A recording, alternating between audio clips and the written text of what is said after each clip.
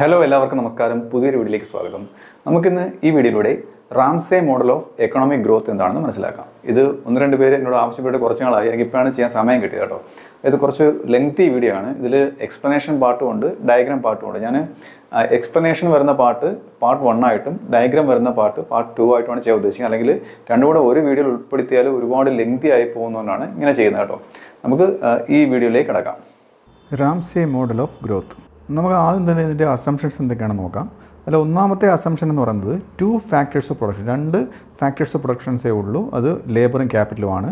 രണ്ടാമത്തെ ക്ലോസ്ഡ് എക്കോണമിയാണ്, അതായത് export import ഒന്നും നടക്കുന്നില്ല. അത് രണ്ടാമത്തെ അസംഷൻ. പിന്നെ population is constant and exogenously determined. Population ഒരു കോൺസ്റ്റൻ്റ് ആയിട്ടുള്ളൊരു പോപ്പുലേഷനാണ്, എക്സോജനസ് ആയിട്ടാണ് അത് ഡിറ്റർമൈൻ ചെയ്യുന്നത്.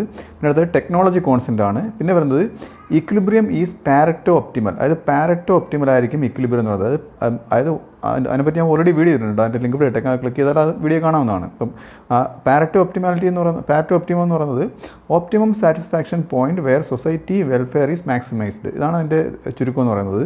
അതായത് ഒരു സൊസൈറ്റിയിൽ മാക്സിമം വെൽഫെയർ ഉണ്ടാകുന്നത് എങ്ങനെയാണെന്നാണ് ഈ പാരറ്റോ ഒപ്റ്റിമത്തിൽ കാണിക്കുന്നത് കേട്ടോ. വീഡിയോ ലിങ്ക് ക്ലിക്ക് ചെയ്ത് മനസ്സിലാക്കുക.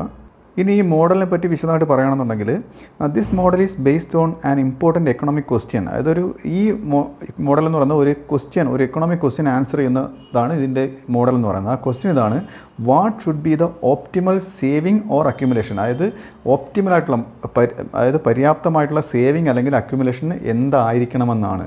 Okay, accumulation pattern that maximises the utility of society. അതായത് സൊസൈറ്റിയുടെ യൂട്ടിലിറ്റി മാക്സിമൈസ് ചെയ്യുന്നതിന് വേണ്ടിയുള്ള സേവിങ് എത്ര ആയിരിക്കണം, അതാണ് ആ ക്വസ്റ്റ്യനാണ് ഈ മോഡലിലൂടെ ആൻസർ ചെയ്യപ്പെടുന്നത്. Okay, this question was first handle by Frank Ramsey. Okay, Ramsey ആണ് ഈ ക്വസ്റ്റ്യൻ ആദ്യം ഹാൻഡിൽ ചെയ്തത്. And then was generalised by Cass and Koopmans. അപ്പം പിന്നീട് ഇത് പോപ്പുലറൈസ് ചെയ്തത് ഈ കാസ് ആൻഡ് കൂപ്മാൻസ് എന്ന് പറയുന്ന മറ്റ് രണ്ട് എക്കണോമിസ്റ്റ് ആണ്. അപ്പം ഇറ്റ് ഹാസ് ബീൻ കാൾഡ്, അതുകൊണ്ട് തന്നെ ഈ മോഡലിനെ വിളിക്കുന്നത് റാംസേ കാസ് കൂപ്മാൻസ് മോഡൽ എന്ന വേറൊരു പേരിലും ഇത് അറിയപ്പെടുന്നു കേട്ടോ. അപ്പോൾ it is also called optimal growth model and planners problem. ഇതിനെ ഓപ്റ്റിമൽ ഗ്രോത്ത് മോഡൽ എന്നും പ്ലാനേഴ്സ് പ്രോബ്ലം എന്നും അറിയപ്പെടുന്നുണ്ട്. പിന്നെയെന്ന് പറയുന്നത് it is dynamic optimisation. Dynamic എന്ന് പറയുന്നത് നമുക്കറിയില്ല, ചലനാത്മകമായത് പരിവർത്തനം നടക്കുന്ന, because it is taking place over time. അത് ഘട്ടം ഘട്ടമായിട്ട് കാലയളവിൽ ഇങ്ങനെ മാറി മാറി നടക്കുന്നത് കൊണ്ട് ഇതൊരു ഡൈനാമിക് ഓപ്റ്റിമൈസേഷൻ ആണെന്ന് പറയേണ്ടിയിരിക്കുന്നു. അടുത്തത് the technique we are using for ഒപ്റ്റിമൈസേഷന് വേണ്ടിയിട്ട് നമ്മൾ ഉപയോഗിക്കുന്ന, അതായത് മാക്സിമം സോഷ്യൽ വെൽഫെയർ വേണ്ടി ഉപയോഗിക്കുന്ന ആ ഒരു ടെക്നിക്ക് എന്ന് പറയുന്നത് വിൽ മാക്സിമൈസ് അവർ യൂട്ടിലിറ്റി. അത് യൂട്ടിലിറ്റിയും വർദ്ധിപ്പിക്കുന്നുണ്ട്. ഓക്കെ, അതുകൊണ്ടാണ് ഇതിനെ ഇൻ്റർ ടെമ്പറൽ ടെക്നിക് ഓഫ് ഓപ്റ്റിമൈസേഷൻ എന്ന് പറയുന്നത്. പിന്നെ ഈ മോഡൽ നമ്മൾ പ്രധാനമായിട്ട് മനസ്സിലാക്കേണ്ടത്, ഇതിൽ കോബ് ഡഗ്ലസ് പ്രൊഡക്ഷൻ ഫംഗ്ഷനാണ് ഉപയോഗിച്ചിരിക്കുന്നത്. Here we can see Cobb Douglas production function. അതിനെപ്പറ്റി ഞാൻ വീഡിയോ ചെയ്തിട്ടുണ്ട്, അതിൻ്റെ ലിങ്ക് ഡിസ്ക്രിപ്ഷൻ ബോക്സിൽ ഇട്ടേക്കാം. അതിൽ ക്ലിക്ക് ചെയ്താൽ ആ വീഡിയോ കാണാവുന്നതാണ്. എന്നാലും ഞാൻ കോബ് ഡഗ്ലസ് പ്രൊഡക്ഷൻ ഫംഗ്ഷൻ എന്താണെന്ന് ചെറുതായിട്ടൊന്ന് പറയാം. അതായത് y is equal to function of L and K, function of labour and ക്യാപിറ്റലാണ് ഔട്ട്പുട്ട് എന്ന് പറയുന്നത്. അതിൽ അതിൻ്റെ ഇക്വേഷൻ ഇതാണ്: y is equal to AL raise to alpha K raise to beta എന്നാണ്. അത് A എന്ന് പറയുന്നത് ടോട്ടൽ ഫാക്ടർ പ്രൊഡക്ടിവിറ്റിയാണ്, ആൽഫ എന്ന് പറയുന്നത് ഔട്ട്പുട്ട് ഇലാസ്റ്റിസിറ്റി ഓഫ് ലേബറാണ്, ബീറ്റ എന്ന് പറയുന്നത് ഔട്ട്പുട്ട് ഇലാസ്റ്റിസിറ്റി ഓഫ് ക്യാപിറ്റലാണ്. പിന്നെ ഇതിൻ്റെ മറ്റ് പ്രത്യേകത എന്തൊക്കെയെന്നാൽ ലീനിയർ ഹോമോജീനിയസ് പ്രൊഡക്ഷൻ ഫംഗ്ഷനാണ്. അത് ഞാൻ കോബ് ഡഗ്ലസ് പ്രൊഡക്ഷൻ ഫംഗ്ഷൻ പറയുന്നുണ്ട്. പിന്നെ കോൺസ്റ്റൻറ്റ് റിട്ടേൺസ് ടു സ്കെയിലാണ്. അത് എത്ര ഇൻപുട്ട് കൊടുക്കുന്നു അത്രയും അതിന് ആനുപാതികം 10% ഇൻപുട്ട് കൂട്ടിയാൽ 10% ഔട്ട്പുട്ട് കൂടുന്നു. അത് ലീനിയർ കോൺസ്റ്റൻ്റ് ആയിട്ടുള്ള റിട്ടേൺസ് ടു സ്കെയിലാണ്. പിന്നെ പെർഫെക്റ്റ് കോമ്പറ്റിഷനാണ്, അത് നമുക്കറിയാം. പിന്നെ behaviour of house hold is optimising, അതായത് ഹൗസ് ഹോൾഡ് ബിഹേവിയർ ഓപ്റ്റിമൈസിങ് ആണ്. ഓപ്റ്റിമൈസിങ് എന്ന് വെച്ചാൽ മാക്സിമം യൂട്ടിലിറ്റിയിൽ എത്താനാണ് അവർ നോക്കുന്നത്. അതെന്തൊക്കെയെന്ന് വെച്ച് കഴിഞ്ഞാൽ ഇൻ്റർ ടെമ്പറൽ യൂട്ടിലിറ്റി ഫംഗ്ഷനാണ് ഇതിൽ വരുന്നത്. ഓക്കെ, ഈ ഓപ്റ്റിമൈസിങ് എന്ന പ്രത്യേകതയിൽ വരുന്നത് ഇൻ്റർ ടെമ്പറൽ യൂട്ടിലിറ്റി ഫംഗ്ഷൻ. ആ ഫംഗ്ഷൻ ഇതാണ്: U is equal to function of C1 C2. അതെന്താണെന്ന് വെച്ചാൽ യൂട്ടിലിറ്റി എന്ന് വെച്ച് കഴിഞ്ഞാൽ C1 കറണ്ട് കൺസംഷനാണ്, C2 ഫ്യൂച്ചർ കൺസംഷനാണ്. ഇതിൻ്റെ രണ്ടിൻ്റെയും ഫംഗ്ഷനാണ് യൂട്ടിലിറ്റി വരുന്നത്. അതാണ് ഈ ഇൻ്റർ ടെമ്പറൽ യൂട്ടിലിറ്റി ഫംഗ്ഷൻ എന്ന് പറയുന്നത്. അതായത് കറണ്ട് കൺസംഷനും ഫ്യൂച്ചർ കൺസംഷനോട് ചേർത്തിട്ടുള്ളത്. അപ്പം പിന്നെ ഇത് സബ്ജക്റ്റ് ടു ബഡ്ജറ്റ് കൺസ്ട്രെയിൻ്റ് ആണ്, അതായത് കൺസ്യൂമറിൻ്റെ ബഡ്ജറ്റ് അനുസരിച്ചാണ് അവർ കൺസ്യൂം ചെയ്യുന്നുള്ളത്. പിന്നെ മാക്സിമൈസ് സോഷ്യൽ യൂട്ടിലിറ്റി മാക്സിമൈസ് ചെയ്യുന്നു. ഓക്കെ, ഇതൊക്കെയാണ് ഇതിൻ്റെ പ്രത്യേകതകൾ വരുന്നത്. ഇനി ഈ മോഡൽ വരുന്ന മറ്റൊരു ഫംഗ്ഷനാണ് output is the function of capital. അതായത് output is the function of capital എന്ന് വെച്ചാൽ ക്യാപിറ്റലിൻ്റെ ഫംഗ്ഷനാണ് ക്യാപിറ്റൽ കൂടുന്നതിനനുസരിച്ച് ഔട്ട്പുട്ട് കൂടുന്നുള്ളത്. അത് y is equal to function of K എന്ന് വരും. പിന്നെ ഈ ഇക്വേഷനിൽ ഇങ്ങനെ എഴുതാം y/L is equal to k/L. ഇതിൻ്റെ അർത്ഥം എന്ന് വെച്ചാൽ ഔട്ട്പുട്ട് ലേബർ റേഷ്യോ, അതായത് y/L എന്ന് പറയുന്നത് depends on capital labour ratio, അതായത് k/L ആശ്രയിച്ചിരിക്കുന്നു എന്നുള്ളതാണ് ഈ ഇക്വേഷൻ കാണിക്കുന്നത്.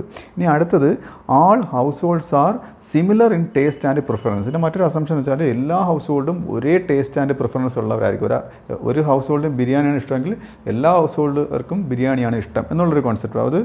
അത് ഇമ്പോസിബിൾ ആണ്. അപ്പോൾ ഇതിൻ്റെ ഒരു അസംഷനായിട്ടാണ് ഇതിൽ എടുത്തേക്കുന്നത്. പിന്നെ households prefers to consume now rather than future. അതായത് കൺസ്യൂമേഴ്സ് അവരുടെ കയ്യിലുള്ള പണം ഇപ്പോൾ ചിലവഴിക്കുന്നത്, അവർ ഫ്യൂച്ചറിൽ ചിലവഴിക്കാൻ ഉദ്ദേശിക്കുന്നില്ല. ഇനി ഞാൻ നേരത്തെ പറഞ്ഞ ഇൻ്റർ ടെമ്പറൽ യൂട്ടിലിറ്റിക്ക് ഒരു ഇക്വേഷൻ കൊടുത്തിട്ടുണ്ട്, അതിൻ്റെ ഒരു ഫംഗ്ഷനാണ്. അതായത് W ഈസ് ഈക്വൽ ടു, അതായത് intertemporal utility is equal to integration of utility from 0 to infinity into CT into e⁻pt dt എന്നാണ്. അതിൽ W എന്ന് പറഞ്ഞാൽ ഞാൻ പറഞ്ഞു കഴിഞ്ഞു ഇൻ്റർ ടെമ്പറൽ യൂട്ടിലിറ്റി ആണ്. അതിൽ integration of utility from 0 to infinity എന്ന് പറയുന്നത്, അതായത് 0 to infinity യൂട്ടിലിറ്റിയാണ് ആദ്യത്തെ ആ ഫംഗ്ഷൻ കാണിക്കുന്നത്. പിന്നെ CT എന്ന് പറയുന്നത് കൺസംഷൻ പെർ ടൈം ആണ് CT എന്നുള്ളത് കാണിക്കുന്നത് കേട്ടോ. അത് e⁻pt എന്നുള്ളത് പ്രിഫറൻസ് ഓവർ ടൈം ആണ് അതിൽ കാണിക്കുന്നത്. DTയും ടൈമാണ് കാണിക്കുന്നത്. ഓക്കെ. പിന്നെ അതിൽ U ഇൻറ്റു CT എന്നൊരു പോർഷൻ ഉണ്ട്. ഇത് കാണിക്കുന്നത് utility obtained by current consumption. ഇത്രയുമാണ് ഈ ഇൻ്റർ ടെമ്പറൽ യൂട്ടിലിറ്റിയുടെ ആ ഇക്വേഷനിൽ വരുന്നത്. ഇനി ഈ മോഡലിൻ്റെ പ്രോപ്പർട്ടീസ് നോക്കാം. അതൊക്കെ ഡയഗ്രത്തിലാണ് ഈ പ്രോപ്പർട്ടീസ് അത് പിക്ചറൈസ് ചെയ്ത് കാണിക്കുന്നത് കേട്ടോ. അത് ഞാൻ പറയുന്നേ ഉള്ളൂ. ഇപ്പം അതിൻ്റെ പ്രോപ്പർട്ടീസ്, ഒന്നാമത്തെ പ്രോപ്പർട്ടീസ് സ്ലോപ്പ് ഈസ് ഇൻക്രീസിങ്, അതായത് W', അതായത് ഇതിൻ്റെ ഫസ്റ്റ് ഓർഡർ ഡെറിവേറ്റീവ് ആണ് കേട്ടോ. W'(0) ആണ് ഈ ഫസ്റ്റ് ഓർഡർ ഡെറിവേറ്റീവിൽ വരുന്ന പ്രത്യേകത വെച്ചാൽ ഇതിന് അതിൻ്റെ സ്ലോപ്പ് ഇൻക്രീസിങ് ആയിരിക്കും. അത് സെക്കൻഡ് ഓർഡർ ഡെറിവേറ്റീവ് വരുമ്പോഴത്തേക്ക് കോൺകേവ് ഇൻ ഷേപ്പ് ആയിരിക്കും. അത് W'' ആണ് വരുന്നത്.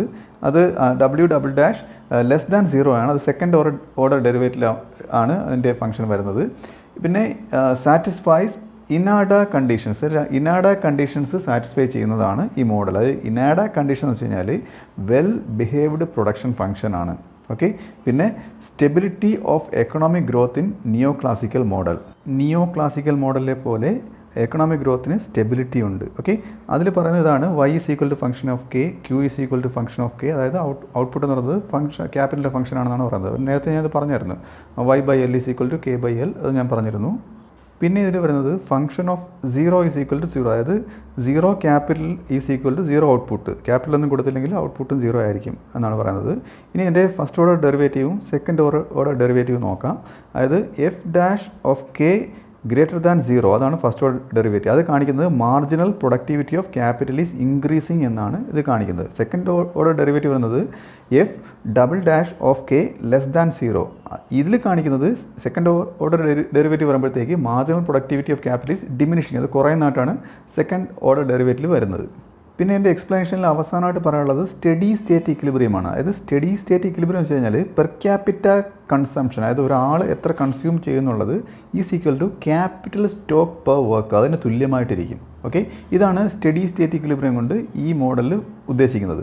ഇനി അടുത്തത് stock of per capita asset is equal to the stock of capital per work. അതായത് stock of per capita asset എന്ന് പറയുന്നത് സ്റ്റോക്ക് ഓഫ് ക്യാപിറ്റൽ പെർ വർക്കറിന് തുല്യമായിട്ടിരിക്കും. ഇതാണ് ഈ സ്റ്റഡി സ്റ്റേറ്റ് ഇക്വിലിബ്രിയം. അപ്പോൾ ഈ വീഡിയോ നിങ്ങൾക്ക് മനസ്സിലായെന്ന് വിശ്വസിക്കുന്നു. ഇതിൻ്റെ സെക്കൻഡ് പാർട്ടുമായി അടുത്ത വീഡിയോയിലൂടെ വീണ്ടും കാണാം.